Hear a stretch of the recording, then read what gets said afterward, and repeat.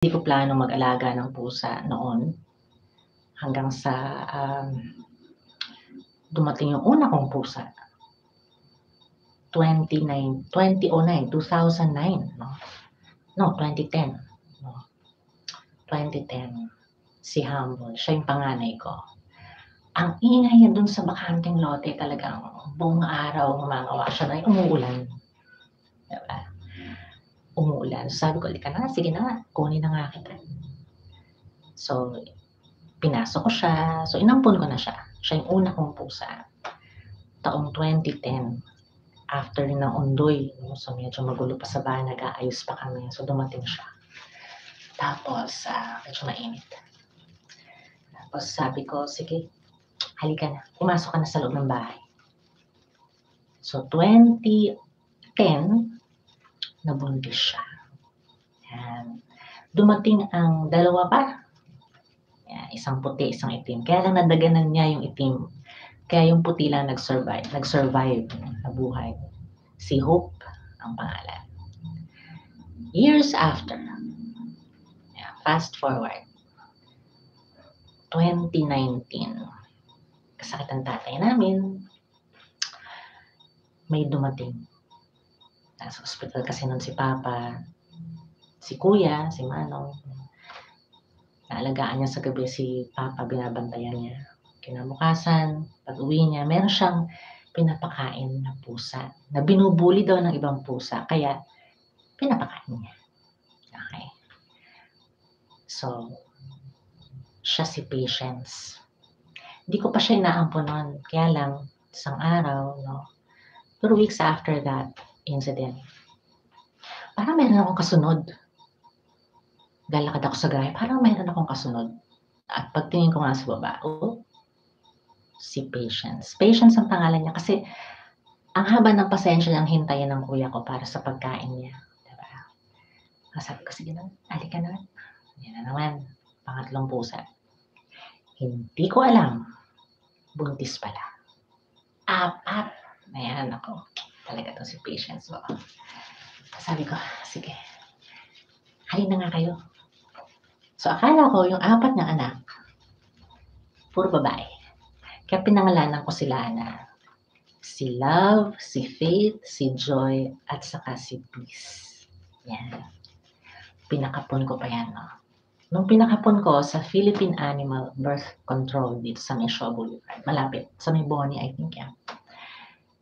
Dun ko lang nalaman na puro pala sila lalaki, ayan. So, mas mura yung pakapon, ano, 1,000 kasi kung babae, pero ₱500 pag lalaki. Yan, alam niyo na kung saan sila dadalhin. Ang haba ng pila, talagang madaling araw, ang dami ng nakapila. Ang aga namin ng kuya ko. Actually, gabi na kami nakauwi kasi talagang hinihintay nilang magising lahat after ng anesthesia. Kailangan magising yun kasi kung hindi, may problema. So, nagising naman sila lahat, groggy, 'no. Kahit groggy, ang ingay nila sa sasakyan, talagang umangawa silang lahat. Tapos si Love, yung isa kong, siguro siya yung pangatlo sa kanila. Kahit umabagsak-bagsak siya dala ng anesthesia, sunod siya ng sunod sa akin. Sabi ko, sige, love na love ako. Talagang Love ang pangalan niya. Love na love niya ako. Kahit saan ako pumunta, sunod-sunod siya sa'kin, kaya bumabagsak siya maya-maya. Kaya lang, January of the following year, January, ano, so January of 2020, nabundol siya, gabi. Kaya, iyak ako nun. Nakakaiyak din pala, no, pag ganyan.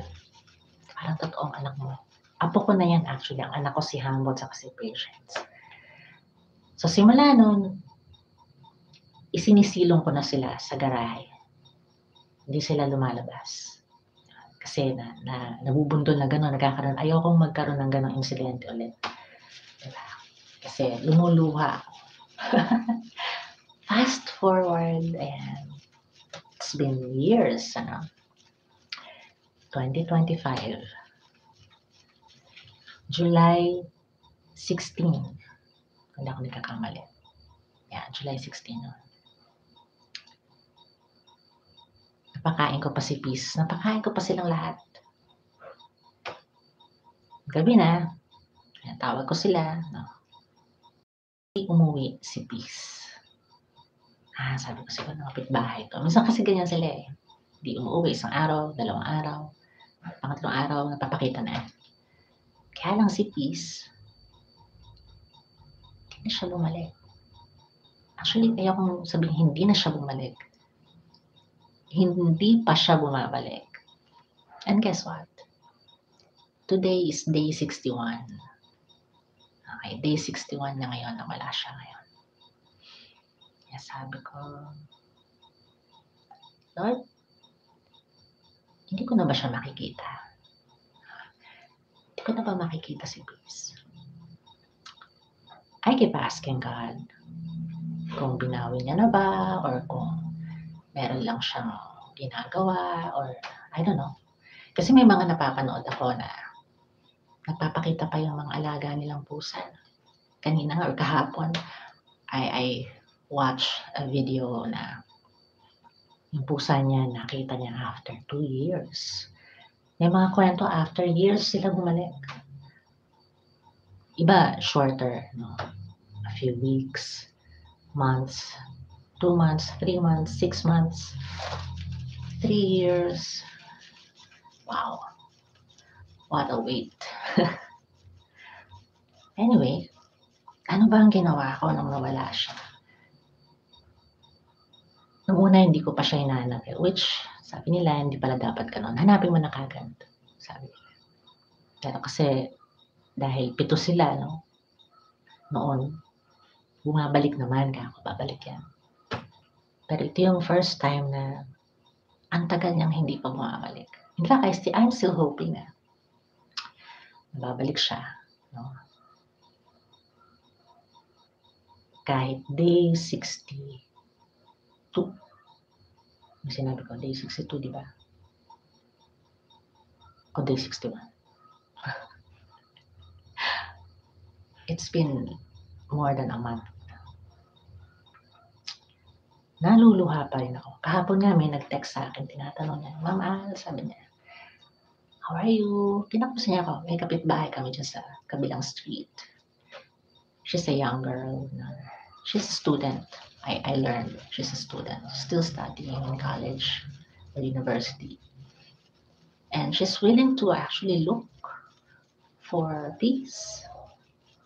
She's willing to print flyers and posters. Actually, yun ang ginawa ko. Nung 3 days na lumipas, sinamahan ako ng kuya ko. Nanap namin siya, pinuntahan namin siya, baka nandun siya sa impounding. Pero sabi sa impounding, naku ma'am, sabi nila, pinahinto po ni Mayor muna ang paghuli sa mga hayop kasi may mga pinapagawa, something like that. Busy pa, hindi pa sila ganun ka-organize. Ano? Pero bago na yung nilipatan ng impounding area dito sa Marikina.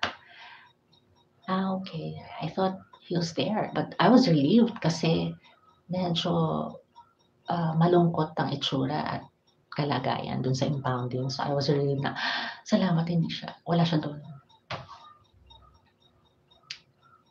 So, few days after, nag-distribute na ako ng flyers, pagawa pa ako ng posters, paskil ako ng posters. Medyo may kamahalan nga eh. Pinalaminate ko para hindi siya madurog o mapunit kagad tag-ulan kasi, di ba? Kaya lang, wala pang isang buwan. Meron na nagtanggal. I don't know if it's the city government or mga cleaners baka.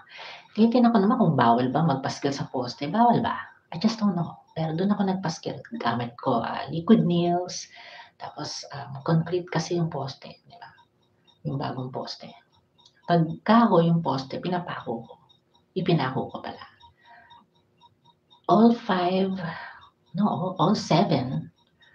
were taken down. Wala na sila.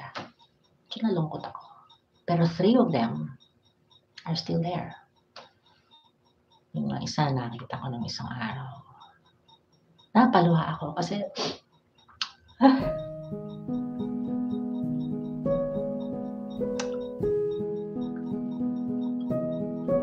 parang anak. Actually, apo ko sila. Anyway.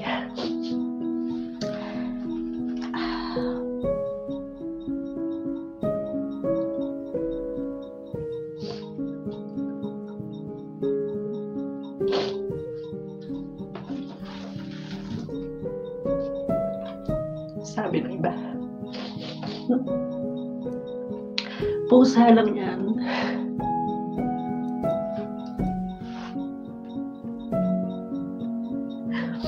Nila.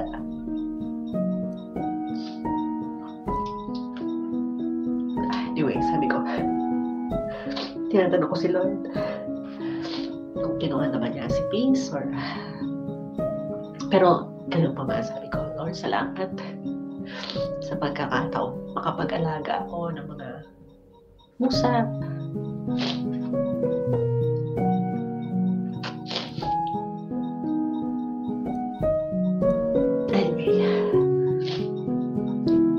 Go back to, gusto kong basahin yung sinabi sa Job, sabi ni Job, diba? Job 1 verse 21, sabi, at sinabi niya, hubad akong lumabas sa bahay bata ng aking ina, at hubad na babalik ako roon. Ang Panginoon ang nagbigay, at ang Panginoon ang nag-alis. Purihin ang pangalan ng Panginoon. Kaya, praise God pa rin. Praise God pa rin kung ano man ang manawala sa atin. Kayo, ano ba ang gagawin nyo pag nawala ang pusa nyo? I still hope I'd see him. Pero kahit hindi, grateful pa rin ako dahil binigyan ako ng Lord ng pagkakataon makapag-alaga ng pusa. Actually, meron pa. 5 pa sila dito. 5 pa sila. I just pray na saan man naroon yung alaga ko, maayos siya. Kung may nakita na siyang bagong pamilya, sana mahalin nila si Peace na higit pa sa ginawa kong pagmamahal sa kanya. Kung hindi man, patuloy kong panalangin. Actually, pinag-pray ko siya. Sabi ko, Lord, keep him safe. Nung nawala kasi siya, bagyong Dante, I think. Lakas ng ulan, di ba? Kaya, Lord, keep him safe. Please keep him safe. Anyway, salamat. Salamat po sa inyong panahon. Ingat po kayo palagi.